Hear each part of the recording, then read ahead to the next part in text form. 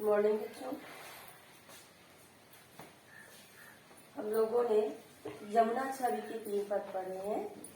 आगे हम यमुना छवि के बचे हुए 3 पद पढ़ने जा रहे हैं। तो यहाँ पर भारतेंदु जी ने चंद्रमा के प्रकट होने और चंद्रमा के छिपने का वर्णन किया है।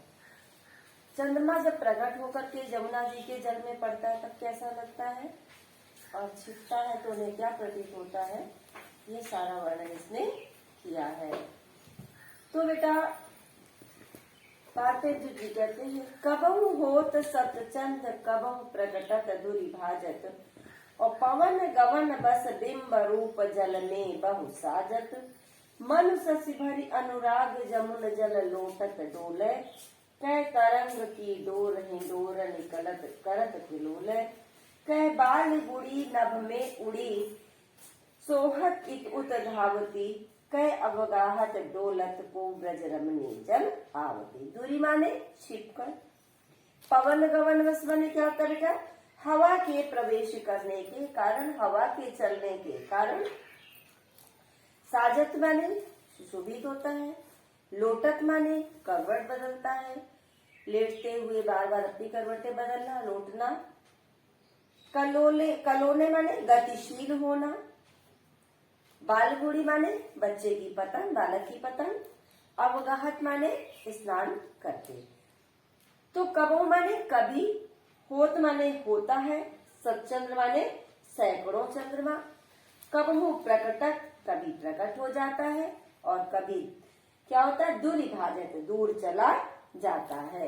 तो यह भारतेंदु जी कहते हैं कि हवा के चलने के कारण यमुना जी के जल में जो चंद्रमा की परछाई पड़ती है उसमें कभी चंद्रमा प्रकट होता हुआ दिखाई देता है और कभी ऐसा लगता है बहुत दूर तक चला जा रहा है। पवन गवन बस बिंब रूप जल में बहु साजत। पवन के चलने के कारण, हवा के चलने के कारण चंद्रमा अनेक रूपों में सुशोभित हो रहा है। मनु शशि भरी, देखिए यहाँ प्रयोग हुआ मनु, ऐसा प्रतीत होता है नहीं लेकिन प्रतीत होता है, यहाँ पे उत्प्रेक्षा अलंकार होगा बेटा। मनु शशि भरी अनुराग जमुन जल लोटत डोले, ऐसा प्रतीत होता है। शशि माने चंद्रमा, अनुराग भर माने प्रेम में भर करके, अनुराग से, प्रेम से। तो ऐसा प्रतीत होता है कि चंद्रमा प्रेम में प्रेरित होकर के, प्रेम में पड़ करके यमुना के जल में लोट रहा है, करवटें बदल रहा है। कै तरंग की डोर हिंडोरन करत कलोल, अथवा ऐसा प्रतीत हो रहा है कि जैसे यमुना की तरंग रूपी डोल में, झूले में बैठ करके कलोले कर रहा है, प्रसन्न हो रहा है, अपनी प्रसन्नता प्रकट कर रहा है, गतिशील हो रहा है। जिस शब्द को आप उचित समझे उसको प्रयोग करें, गतिशील होना भी होता है।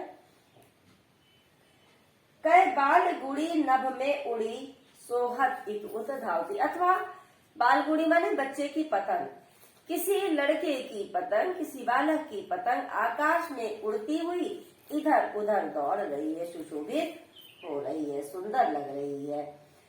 कै अवगाहत डोलत को ब्रज रमणी आवत, अथवा ऐसा प्रतीत होता है कि जैसे कोई ब्रज की युवती जल में स्नान करती हुई, डुबकियां लेती हुई, जल विहार करती हुई घूम रही है।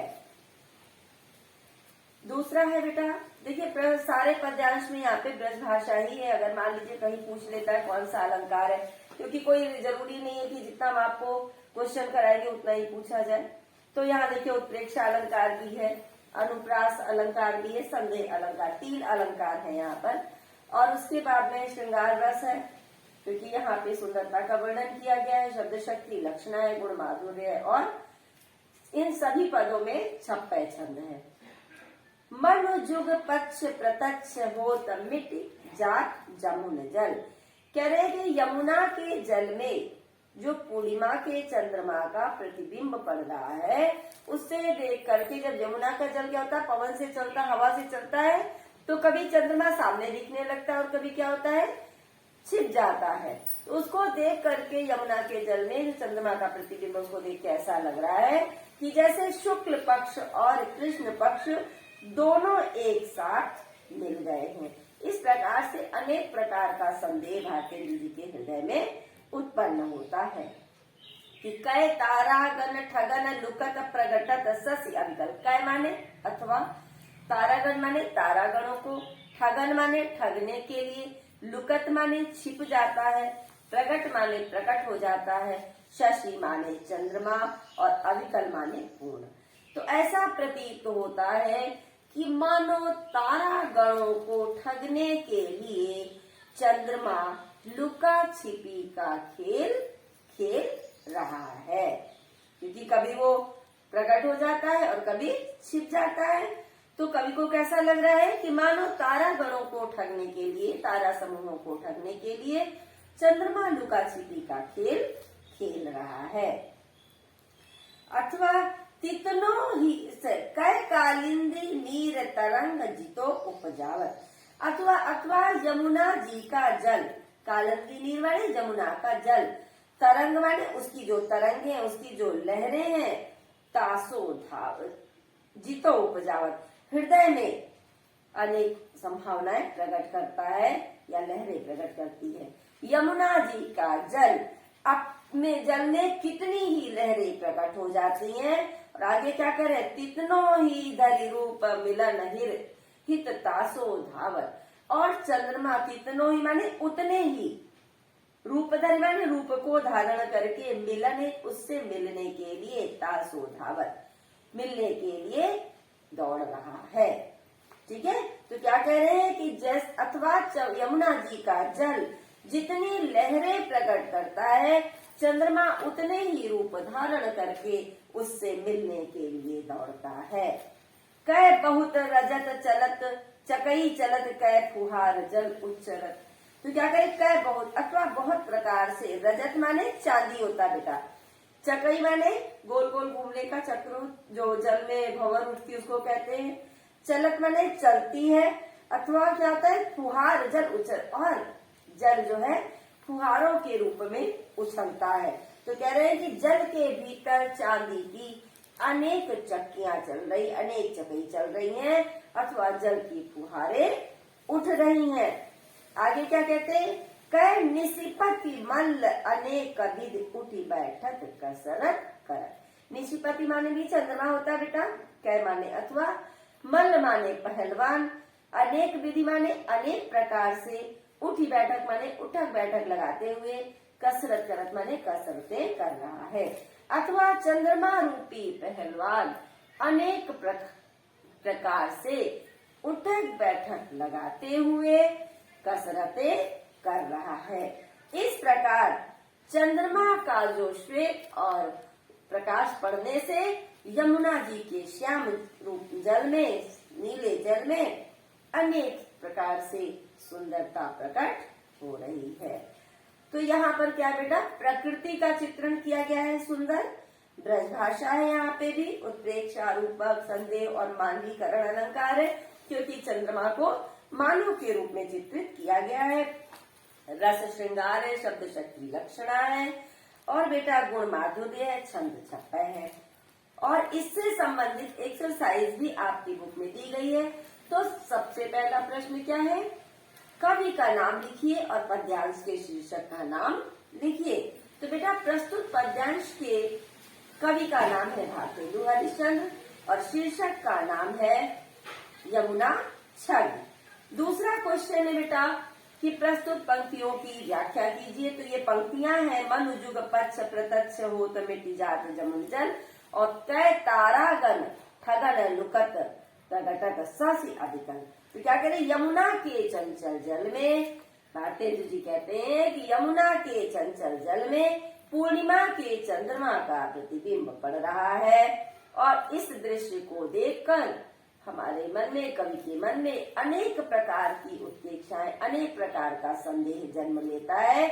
उसे ऐसा प्रतीत होता है मानो चंद्रमा दोनों रूप में, शुक्ल पक्ष और कृष्ण पक्ष, ये दोनों रूप है बेटा, उदित होकर क्या हो रहा है, यमुना के जल में विलीन हो जाता है।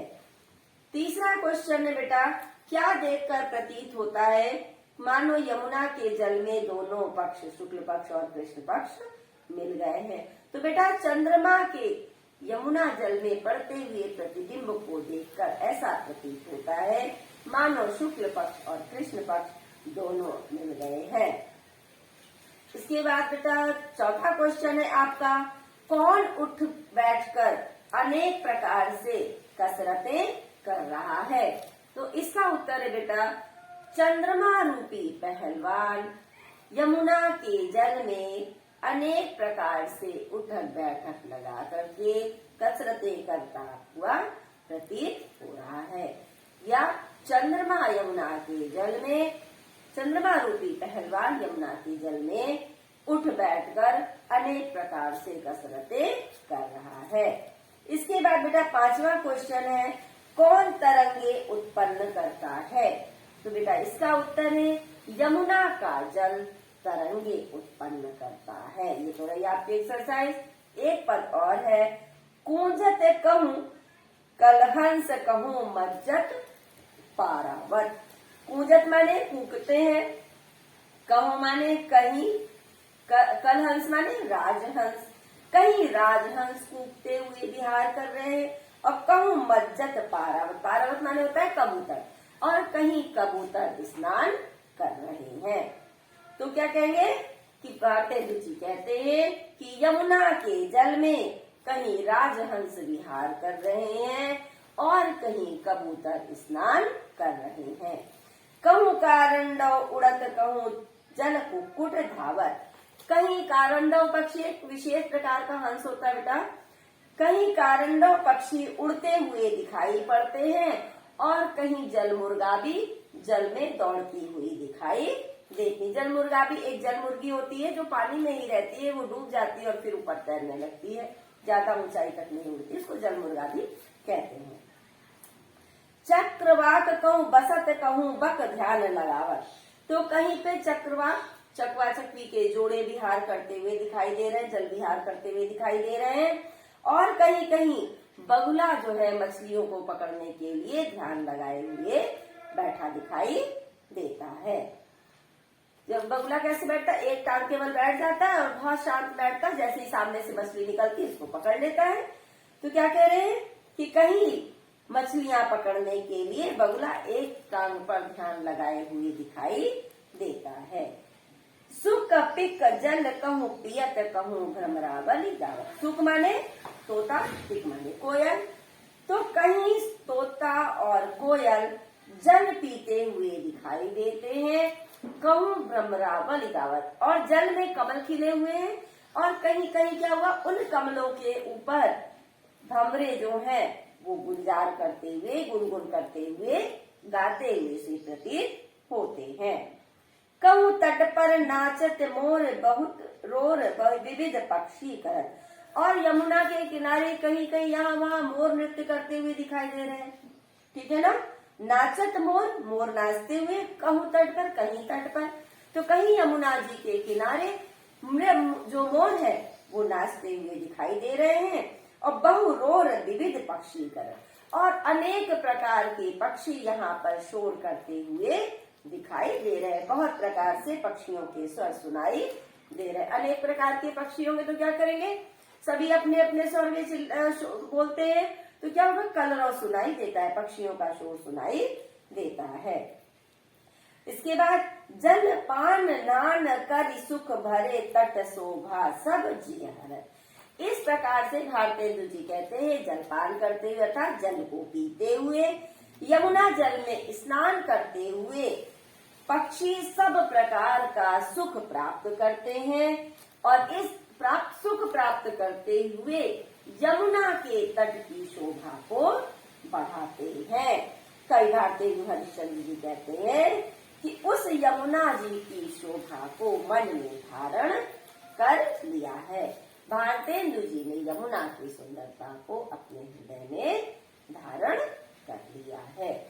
थैंक यू बेटा। अपने वर्क को कॉपी में जरूर करेंगे और कॉपी हमको शेयर करेंगे। प्रतिदिन काम करना बहुत अनिवार्य है, नहीं बेटा इकट्ठा काम करने में बहुत दिक्कत आएगी।